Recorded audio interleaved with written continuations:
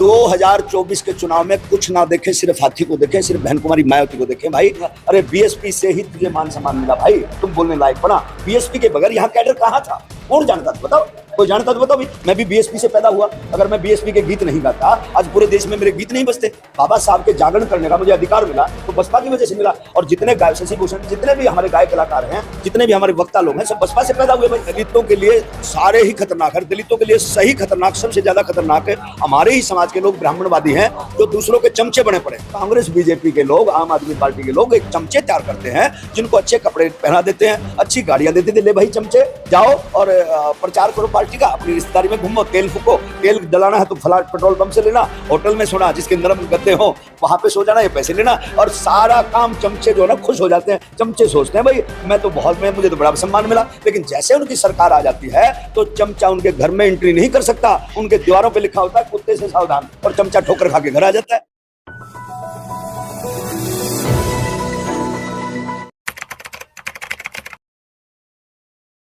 संविधान तो ऐसा है, जब बाबा साहब अम्बेडकर एक ऐसा बीज बो करके चले गए, मानवर साहब श्री कांसीराम जैसे इस संसार में हमारे लिए देवता पैदा हो गए, हमारे लिए भगवान पैदा हो गए, जिन्होंने जागृति पैदा कर दी। बहन कुमारी मायावती हैं, भाई चंद्रशेखर भी अच्छी लड़ाई लड़ रहा है। तो हमारे अब बामन मेश्राम है, इधर से बहुत सारे लोग अपने अपने दलों में काम करने का काम कर रहे हैं। लेकिन मैं उनको यही कहना चाहूंगा, समाज को कैसे किस बात पे डराने का काम है? डराना तो ये यार, संविधान बदला जाएगा, मनुस्मृति लागू होगी, ये तो एक बात था। वो लोग पावरफुल लोग हैं, उनके पास सारी चीजें हैं। तो इस तरह से अगर हम लोग अब संविधान को कहाँ उन लोगों ने छोड़ा है ये बताओ। अब संविधान के अंदर जो संविधान के अंदर हमारे जो वो थे, क्या नाम, हक अधिकार थे, उनको धीरे धीरे वो लोग कमजोर कर रहे हैं।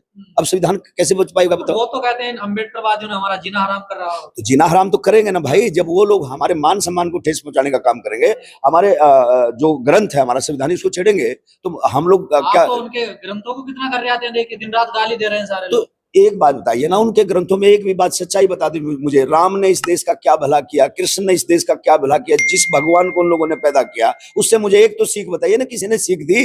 कृष्ण भगवान ने, उनके शास्त्रों में लिखा है कि कृष्ण भगवान के पास 16,108 रानी थी। काहे का इंसाफ है भैया?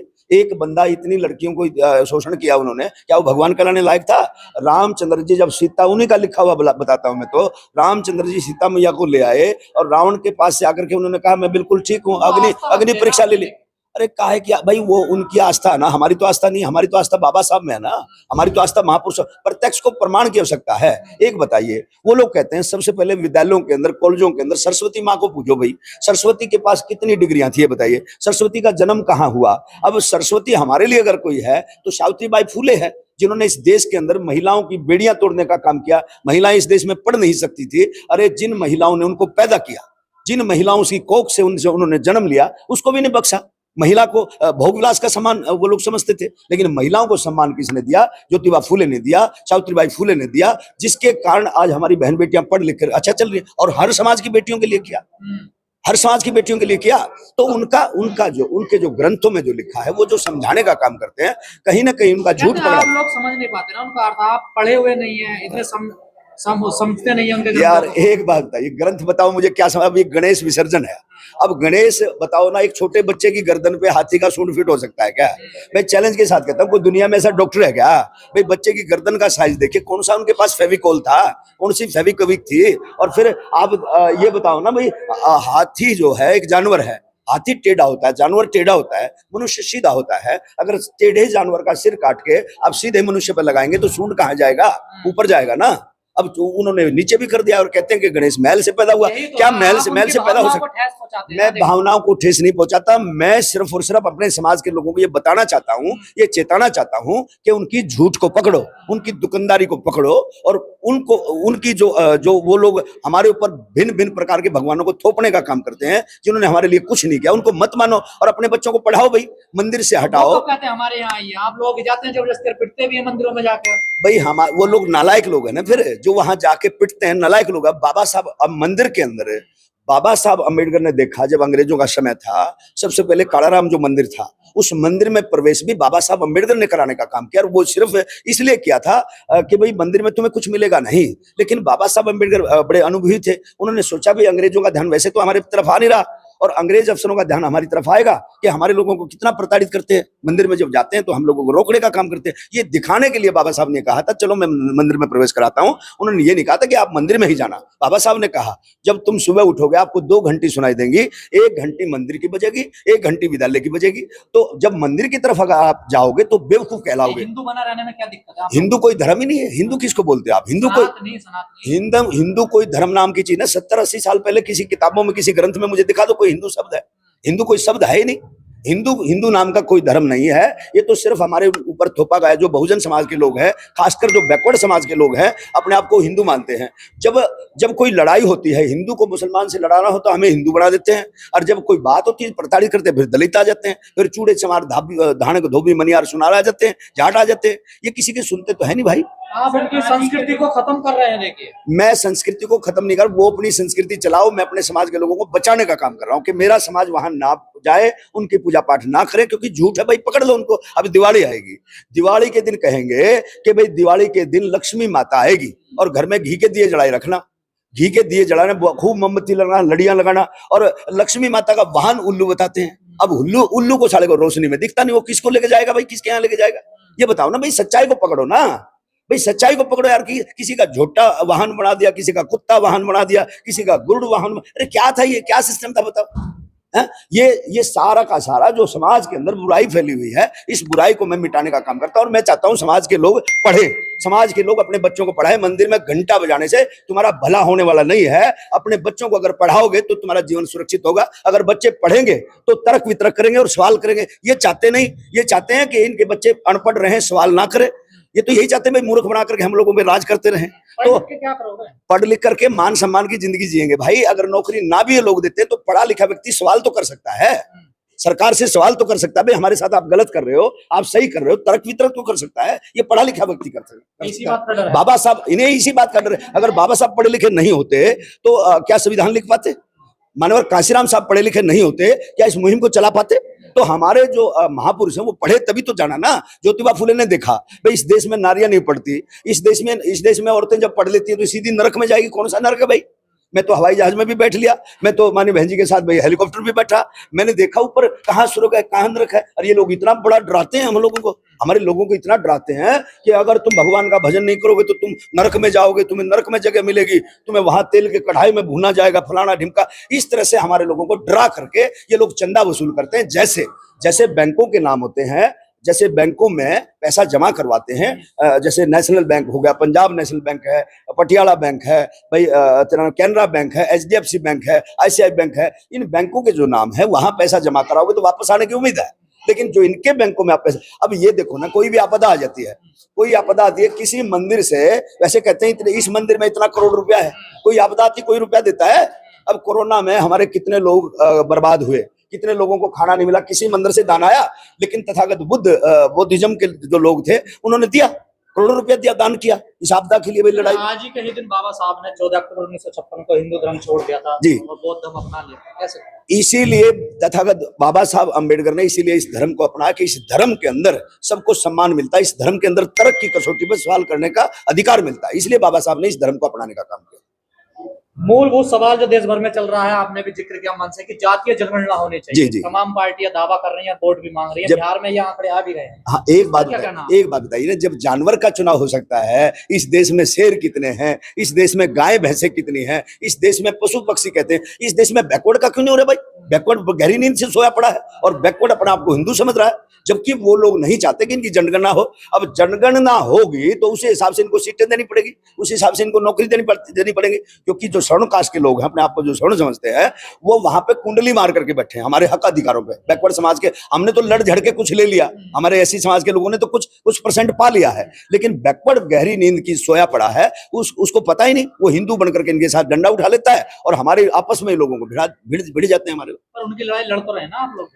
किन की लड़ाई? पिछड़ों की लड़ाई। पिछड़ों की लड़ाई हम लोग लड़ रहे हैं भाई। जो मंडल आयोग हुआ, मैं पिछड़ों को बताना चाहता हूं, जब मंडल आयोग लागू हुआ, कहते हैं वीपी सिंह को झंडा बांधते हैं, वीपी सिंह को चौधरी देते हैं, भाई वीपी सिंह ने मंडल आयोग लागू किया। लेकिन वास्तव में क्या हुआ था, मानवर साहब श्री कांशीराम जंतर मंत्र पे बैठे थे, और मानवर कांशीराम साहब जंतर मंत्र पे मंडल आयोग लागू कराने के लिए जो बैठे थे, उसमें 200 लोग टोटल थे। 200 में से 185 ऐसी कम्युनिटी के लोग थे।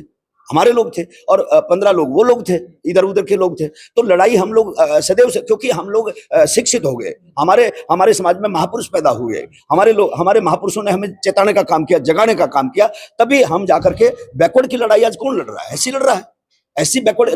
लेकिन बैकवर्ड ऐसी को अपना नहीं समझ रहा। आपके ऊपर अत्याचार कर रहा है, वही कोई बात नहीं भाई, अत्याचार वो जिस दिन वो जाग जाएंगे, जिस दिन वो जाग जाएंगे उस दिन सब कुछ ठीक हो जाएगा। और ये लोग कहते हैं ना, मैं मोटी भाषा में आपको समझा दूं, ये कहते हैं भोले भोले भोले, भोला जो है, भोला भोला परमात्मा, भोले की तीसरी आंख खुल गई ना तो उस दिन पढ़ ले आ जाओगे, पढ़ ले। ये लोग डराते हैं, भोले कौन है? अरे भोले हम ही तो लोग हैं, SC BC के लोग भोले हैं। और तीसरी आंख यहाँ नहीं है कोई भोले के दिमाग में, तीसरी आंख है दिमाग। जिस दिन इस दिमाग की बत्ती जल गई, जिस दिन SC BC के लोगों का दिमाग जाग गया, उस दिन बत्ती जल जाएगी, तीसरी आंख खुल जाएगी। और तीसरी आंख खुल जाएगी, कांग्रेस कह रही है हमें वोट दीजिए 2024 में, हम जातीय जनगणना कराएंगे। सबसे ज्यादा कांग्रेस ने ही हमारा शोषण किया। बाबा साहब ने बौद्ध धर्म अपनाया। अगर बाबा साहब के आप लोग फॉलोअर हो तो बाबा साहब ने सबसे पहले कहा था कि कांग्रेस जो है ना, कांग्रेस का जीवन में जीते जी मर जाना, लेकिन कांग्रेस का कभी 4 आने का मेंबर मत बनना। थोड़ा कहा ज्यादा समझना, कांग्रेस ने ही सबसे ज्यादा हमारा शोषण किया। अगर कांग्रेस पार्टी सही होती तो BSP बनाने की जरूरत नहीं पड़ती, है ना। मानवर कांशीराम साहब ने BSP इसीलिए तो बनाई थी क्योंकि कांग्रेस ने हमारा शोषण किया था, और BSP ने कांग्रेस का पतन कर दिया। क्या करें, लोग कह रहे हैं BSP तो खत्म होगी, तो अब कोई रास्ता BSP कहाँ खत्म होगी भाई? BSP अपनी जगह पे सही है। BSP बहन जी के ऊपर कोई हम लोग टिप्पणी नहीं कर सकते, क्योंकि माननीय बहन जी ने उस समय, जिस समय साधन नहीं होते थे, जिस समय गाड़ियां नहीं होती थी, उस टाइम दो चोटियां लेकर के माननीय बहन जी बाल्यावस्था में, जवानी के पहरे में, उसमें एक अकेली लड़की ने कितना संघर्ष किया, गली से उठ करके। आज उन्होंने कितने, कौन लोग हैं दलित समाज को जो कहते हैं बीजेपी की बी टीम है मायावती? ये वही लोग हैं जिनके दिमाग में कीड़ा है, जिनका जो लोग महामूर्ख है, जो ब्राह्मणवाद में घिरे पड़े हैं, वही लोग इस बात को करेंगे। जो शिक्षित वर्ग है, जो पढ़ा लिखा युवा है, जो पढ़े लिखे लोग हैं, जिन्होंने कैडर को पढ़ लिया, वो कोई भी सवाल जवाब नहीं कर सकता। क्योंकि एक चीज देखिए आप, जैसे इन लोगों ने मंदिर बना करके, कहीं शेरावाली का, कहीं बालाजी का, कहीं हजारों साल से इन लोगों ने मंदिर बना करके हमारे ऊपर राज किया है। इन लोगों ने जो महापुरुष इनके पैदा नहीं हुए उनको भी जिंदा कर दिया। अयोध्या के अंदर कोई राम पैदा नहीं हुआ। मैं चैलेंज के साथ कहता हूं, तथागत बुद्ध के अवशेष मिलते हैं अयोध्या के अंदर। अयोध्या क्या है? हमारे भंतों का कत्ल किया गया और उसमें कहा गया अ योद्धा। अब यहाँ कोई योद्धा नहीं बचा, जबकि वहां पे हमारा राजा वृद्धरथ को मारा गया था। राजा वृद्धरथ को रावण का नाम दिया गया, दशानंद मारा गया, हमारा 10वां राजा मारा था। हमारे राजा 10 हुए उस समय। तथागत बुद्ध ने प्रयास किया, लोगों को जगाया, हमारे हम लोग 10 राजा बने। अब दलितों का राजा मायावती से बड़ा हो ही नहीं सकता अगर बनाओगे तो भाई। दलितों का राजा फिलहाल जो है ना, मायावती से बड़ा कोई राजा नहीं हो सकता। मैं इसलिए कह रहा हूं क्योंकि बहन जी ने जिसको बोलना नहीं आता था, उसको BSP ने बोलना सिखाया।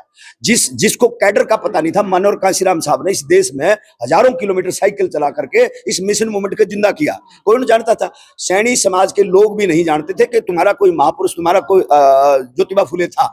सैनी समाज के लोगों को किसने जगाया? साहब कांशीराम ने जगाया। पेरियार स्वामी, संत गाड़ के जितने भी संसार में SC BC के समाजों में, सर छोटू राम जी, जितने भी समाज की लोगों की लड़ाई लड़ने का काम किया, उन महापुरुषों के बारे में किसने बताया? बसपा ने। और कांग्रेस कह रही है हमने दलित राष्ट्रीय अध्यक्ष बना दिया पार्टी का, हम सबसे बड़े हितैषी हैं दलितों के। भाई ये तो, अरे भाई इन्होंने तो राष्ट्रपति भी बना दिया, लेकिन राष्ट्रपति को संसद में नहीं बुलाया। तो आप लोग सो कहाँ रहे हो? आपको तो सब पता है, आप लोग ज्ञानी लोग हो, आप इतने अच्छे पत्रकार हो, आप लोग पूरे देश में घूमने का काम करते हो, तो यहीं से सोच लो ना भाई। ये बना तो देते हैं खेत का ड्रावा, भाई तुम खेत में ड्रावा खड़ा रहना और पक्षियों को तुमसे डर करके पक्षी भागते रहेंगे, लेकिन खाना मत। घर तेरा नहीं है, माल तेरा नहीं है। ये तो बस एक हमारे ऊपर बसपा से बड़ा कोई घर नहीं है आज के दिन। आगे आने वाले समय में देखते हैं क्या रहेगा। पहले प्रियंका करती थी, आज मायावती कर रही है। तो ठीक है ना, उसकी अकल ठिकाने आ गई भाई। अकल ठिकाने आ गई तभी तो बात बनेगी। जब हमारे समाज के लोगों को पता चल जाएगा अपना कौन है, पराया कौन है, तभी तो बात बनेगी। अब दूसरी पार्टियों में कोई सम्मान नहीं है दलितों का। OBC की बात कर रहे हैं आप, वो OBC समाज तो जो कि बहनों को स्वीकार ही नहीं करता है। अरे यही तो विडंबना है भाई। वो लोग अपने आप को हिंदू मानते हैं और हिंदू के नाम पे उन्हीं का ज्यादा शोषण होता है। उन लोगों का हिंदू बना करके शोषण करते, जब लड़ाई की बात आती है हिंदू बन जाते हैं। और इसीलिए वो लोग अपने, देखो बहन जी को अगर नेता ना स्वीकार करके वो लोग अपने पैर पे कुल्हाड़ी मारने का काम करते हैं। देखो मानवर साहब श्री कांशीराम BSP बनाई, मानवर साहब श्री कांशीराम, उनको पता ही नहीं, जिनको ये बोलते हैं कश्यप साहब, सैनी साहब, अब जिनको बोलते हैं मेहरा साहब, मतलब आदर सहित जो गोत्र आपको मिले, जो चौधरी शब्द मिला, ये बसपा की देन है। मानवर कांशीराम साहब के पास कुछ बैकवर्ड समाज के लोग गए कि उन्होंने कहा कि हमें लोग जो है ना, हमें लोग सम्मान नहीं देते, हमें कोई कहता है भाई आप अर्डू भाषा में हरियाणा में बता दो, कुम्हार को बोलते थे लींड भुड़स, ये तो भाई इस तरह से कुर्डी भूनते हैं, या माड़ी को बोलते थे तुम लोग पेड़ पौधे लगाने का काम करते हो, मतलब घृणा की दृष्टि से वो लोग देखते थे। मानव साहब श्री काशीराम जी ने कहा कि आप अपने सामने आदर्श का शब्द लगाना शुरू करो, अपनी जाति पे गर्व करो, जब तुम खुद गर्व करोगे लोग गर्व करना शुरू कर देंगे। तो आप चाहते 2024 के चुनाव में मतलब सारे दलित बहुजन इकट्ठे 2024 के चुनाव में कुछ ना देखें, सिर्फ हाथी को देखें, सिर्फ बहन कुमारी मायावती को देखें। भाई मैं देखो वैसे मेरे मंचों पे हर प्रकार के नेता आते हैं। बामन मेश्राम अलग चुनाव लड़ रहे हैं, चंद्रशेखर बामन मेश्राम बहुजन कहाँ से? बामन मेश्राम तो एक नालायक व्यक्ति है। बामन मेश्राम का एक स्टेटमेंट सुना, चंद्रशेखर आज भी लड़ रहे हैं। बामन मेश्राम ने कहा, स्टेटमेंट सुना उसका यार, जब जो पढ़े लिखे लोग हैं, जो जिनको बोलते हैं बामसेब है, अब बामसेब के सभी लोगों को कब्जा रखा है। अच्छा धनाढ्य बना बैठा है और वो कहता है मैं मायावती को खत्म कर दूंगा, मैं बीएसपी को खत्म कर दूंगा। अरे बीएसपी से ही तुझे मान सम्मान मिला भाई, तुम बोलने लायक बना। बीएसपी के बगैर यहाँ कैडर कहाँ था, कौन जानता था बताओ? कोई जानता तो बताओ भाई। मैं भी बीएसपी से पैदा हुआ, अगर मैं बीएसपी के गीत नहीं गाता आज पूरे देश में मेरे गीत नहीं बजते। बाबा साहब के जागरण करने का मुझे अधिकार मिला तो बसपा की वजह से मिला। और जितने गायक शशि भूषण, जितने भी हमारे गायक कलाकार हैं, जितने भी हमारे वक्ता लोग हैं, सब बसपा से पैदा हुए भाई। वो स्वीकार करें या ना करें। आप एक पार्टी नहीं है और पार्टी बना बना के लोग तोड़ रहे हैं मतलब। भाई मेरी बात सुनो, देखो मैं दल जब भाई चंद्रशेखर ने भीम आर्मी बढ़ाया मुझे बड़ा अच्छा लगा, मुझे बहुत गर्व हुआ। मैंने कहा भाई आपने बहुत अच्छा काम किया। आरएसएस के 37 दल हैं, हमारा भी एक दल तैयार हो गया, लेकिन कुछ लोग भटक जाते हैं भाई, इसलिए अब पार्टी बना लिया। कोई बात नहीं भाई, उनका अपना विचार था, मैं उस पर नहीं बोलना चाहता, लेकिन मेरी नॉलेज खतरनाक क्या बीजेपी कांग्रेस या आम आदमी? दलितों के लिए सारे ही खतरनाक है। दलितों के लिए सही खतरनाक, सबसे ज्यादा खतरनाक है हमारे ही समाज के लोग ब्राह्मणवादी हैं जो दूसरों के चमचे बने पड़े। मानवर काशीराम साहब ने कहा कि चमचा जो होता है ना, चमचा, एक तो चमचा होता है छोटी चम्मच जो खाना खाने के काम आती है, दूसरा होता है एक चम्मच, थोड़ी बड़ी चम्मच होती है जो खाना डालने के काम आती है, एक थोड़ा बड़ा चमचा होता है जो ब्याह शादी में निकलता है और उसको झाड़ पूछ के और उसको खूब उसका काम लिया जाता है। जब सब्जी बन के तैयार हो जाए, हलवा बन के तैयार हो जाए तो मजे से रिश्तेदार खाते हैं, फिर कहते हैं उस चमचे को झाड़ पूछ कर ले भाई अब तेरा कोई काम नहीं, जब शादी में आएगा ना तब तेरी जरूरत पड़ेगी। तो वो कांग्रेस बीजेपी के लोग, आम आदमी पार्टी के लोग एक चमचे तैयार करते हैं जिनको अच्छे कपड़े पहना देते हैं, अच्छी गाड़ियां देते थे, ले भाई चमचे जाओ और प्रचार करो पार्टी का, अपनी रिश्तेदारी में घूमो, तेल फूको, तेल जलाना है तो फला पेट्रोल पंप से लेना, होटल में सोना जिसके नरम गद्दे हो वहां पे सो जाना, ये पैसे लेना, और सारा काम चमचे जो है ना खुश हो जाते हैं। चमचे सोचते हैं भाई मैं तो बहुत, मुझे तो बड़ा सम्मान मिला, लेकिन जैसे उनकी सरकार आ जाती है तो चमचा उनके घर में एंट्री नहीं कर सकता, उनके द्वारों पे लिखा होता है कुत्ते से सावधान, और चमचा ठोकर खा के घर आ जाता है।